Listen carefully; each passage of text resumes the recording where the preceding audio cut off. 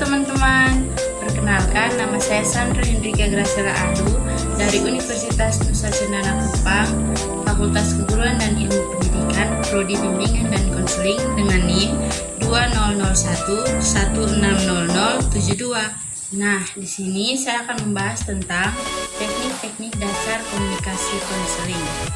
Kita ketahui dulu apa itu konseling. Konseling merupakan suatu proses komunikasi antara konselor dan klien. Sebagai suatu proses komunikasi, konseling melibatkan keterampilan konselor dalam menangkap atau merespon pernyataan klien dan mengkomunikasikannya kembali kepada klien tersebut. Agar proses komunikasi tersebut efektif dan efisien, maka konselor hendaknya memiliki kemampuan dalam memberikan bantuan terhadap klien. Salah satu kemampuan tersebut ialah kemampuan keterampilan dengan klien. Dalam berkomunikasi dengan klien, konselor seharusnya menggunakan respon-respon yang fasilitatif bagi pencapaian tujuan konseling. Secara umum, respon-respon tersebut dapat dikelompokkan ke dalam berbagai teknik dasar komunikasi konseling, yaitu ada 16. Yang pertama, teknik attending, opening, acceptance, paraphrasing, restatement, reflection of feeling, clarification, structuring, lead, silence, reassurance, rejection, advice, confrontation, interpretation, summary, and termination. Nah, dari ke-16 keterampilan teknik dasar dalam komunikasi konseling, saya akan membahas 2 diantaranya, yaitu attending atau perhatian dan acceptance atau penerimaan. Yang pertama, attending. Attending adalah keterampilan atau teknik yang menggunakan konselor untuk memusatkan perhatian kepada klien agar klien merasa dihargai dan terbina suasana yang kondusif, sehingga klien bebas mengekspresikan, mengungkapkan tentang apa saja yang ada dalam pikirannya, perasaannya, ataupun tingkah lakunya. Keterampilan attending meliputi yang pertama adalah posisi badan, atau termasuk gerak isyarat dan ekspresi muka. Di antaranya, posisi badan yang baik dalam attending mencakup yang pertama, duduk dengan badan yang menghadap ke klien. Yang kedua, tangan di atas pangkuan atau berpegang bebas atau kadang-kadang digunakan untuk menunjukkan gerak isyarat yang sedang dikomunikasikan secara verbal. Yang ketiga, responsif dengan menggunakan bagian wajah, umpamanya senyum spontan atau anggukan kepala sebagai persetujuan atau pemahaman, dan kerutan dahi tanda tidak mengerti. Yang keempat, badan tegak lurus tanpa kaku dan sesekali condong ke arah klien untuk menunjukkan kebersamaan dengan klien. Yang kedua, kontak mata. Kontak mata yang baik berlangsung dengan melihat klien pada waktu dia berbicara kepada konselor dan sebaliknya. Kontak mata yang harus dipertahankan atau dipelihara dengan menggunakan pandangan spontan yang mengekspresikan minat dan keinginan mendengarkan serta merespon klien. Kontak mata yang tidak baik mencakup yang pertama, tidak pernah melihat klien. Yang kedua, menatap klien untuk secara tetap dan tidak memberi kesempatan klien untuk membalas tatapan. Yang berikut, mengalihkan pandangan dari klien segera sesudah klien melihat kepada konselor. Yang ketiga, mendengarkan. Mendengarkan dalam keterampilan ini adalah mendengar dengan tepat dan mengingat apa yang klien katakan dan bagaimana mengatakannya. Dengan mendengar yang tepat, memungkinkan konselor merumuskan tanggapan yang dapat menangkap dengan tepat perasaan dan pikiran klien. Cara mendengarkan klien mencakup beberapa hal, yaitu yang pertama, memelihara perhatian dengan penuh terpusat kepada klien. Yang kedua, mendengar segala sesuatu yang dikatakan oleh klien. Yang ketiga, mendengar keseluruhan pribadi klien atau kata-katanya, perasaan, dan perilakunya. Memahami pesan baik verbal maupun non-verbal dari diri klien. Yang keempat, mengarahkan apa yang konselor katakan terhadap apa yang telah dilakukan oleh klien.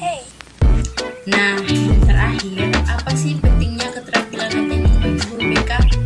Menurut jurnal yang saya baca, yaitu jurnal IPK Surya Citra oleh Yeni Fauzia, dia mengatakan bahwa guru bimbingan konseling mempunyai tanggung jawab terhadap kedisiplinan peserta didik. Konseling efektif dengan menerapkan teknik perilaku attending merupakan keterampilan atau teknik yang digunakan konselor untuk memusatkan perhatian kepada klien agar merasa dihargai dan terbina suasana yang kondusif. sehingga klien bebas mengekspresikan atau mengungkapkan apa saja yang ada dalam pikiran, perasaan, ataupun tingkah laku. Oke, yang kedua kita masuk kepada teknik dasar dalam komunikasi konseling. Yang kedua yaitu acceptance atau penerimaan. Acceptance atau penerimaan adalah teknik yang digunakan konselor untuk menunjukkan minat dan pemahaman terhadap hal-hal yang dikemukakan klien. Acceptance memiliki dua bentuk, yaitu bentuk verbal dan non-verbal. Bentuk verbalnya yang pertama, bentuk pendek. Misalkan kita mendengar apa yang klien bicarakan dan kita berbicara. Terus, oh ya, lalu kemudian ya, dan lain sebagainya. Bentuk panjangnya seperti saya mengerti, atau ketika klien sedang menjelaskan kita berbicara saya menghayati, saya dapat merasakan, dan saya dapat mengerti apa yang Anda rasakan. Yang kedua adalah bentuk non-verbal. Bentuk non-verbal itu seperti anggukan kepala, posisi duduk yang condong ke depan, perubahan mimik, memelihara kontak mata, dan lain sebagainya. Yang berikut, pentingnya keterampilan acceptance bagi guru BK, yang saya kutip dari jurnal Rieni Karisma Putri di artikelnya yang berjudul Meningkatkan Self-Acceptance Penerimaan Diri dengan Konseling Realitas Berbasis Budaya Jawa. Self-acceptance merupakan satu di antara faktor yang penting dalam mencapai kebahagiaan, baik itu merupakan penerimaan diri sendiri maupun penerimaan sosial. Penerimaan diri merupakan kemampuan seseorang untuk mengakui kenyataan diri secara apa adanya, termasuk juga menerima semua pengalaman hidup, sejarah hidup, latar belakang hidup, dan lingkungan pergaulan. Namun di balik semua itu, banyak manusia yang masih belum mencapai identitas dirinya yang berakhir dengan tidak dapat menerima dirinya sendiri. Oke, baik, diralat dari perkataan saya di awal, yaitu saya akan membahas dua. Ternyata di sini saya masih mempunyai waktu, dan saya akan membahas lagi satu teknik dasar dalam komunikasi konseling, yaitu restatement atau pengulangan. Restatement atau pengulangan kembali adalah teknik yang digunakan konselor untuk mengulang atau menyatakan kembali pernyataan klien atau sebagian atau seluruhnya yang dianggap penting. Cara-caranya sebagai berikut. Yang pertama, pengulangan harus persis sama dengan pernyataan klien, tidak boleh menambah atau menguranginya. Yang kedua, intonasi konselor hendaknya variatif dengan memperhatikan pernyataan klien. Baik.